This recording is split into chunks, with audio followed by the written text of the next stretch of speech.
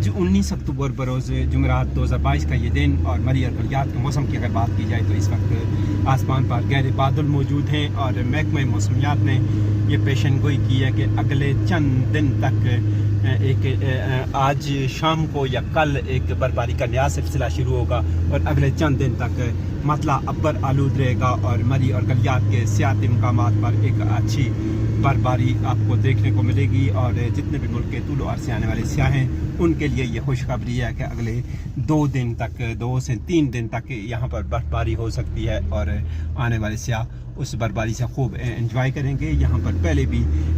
मरी और गलियात में बर्फ़ मौजूद है। इस वक्त मैं मरी के माई इलाका जीगा गली के करीब हूँ और यह खूबसूरत मनाजर आप देख रहे हैं। यहाँ पर भी इस वक्त भी साइडों पर बर्फ़ मौजूद है और शदीद यहाँ पर सर्दी भी है और मज़ीद बर्फबारी होने का इम्कान है। बर्फबारी का एक न्यास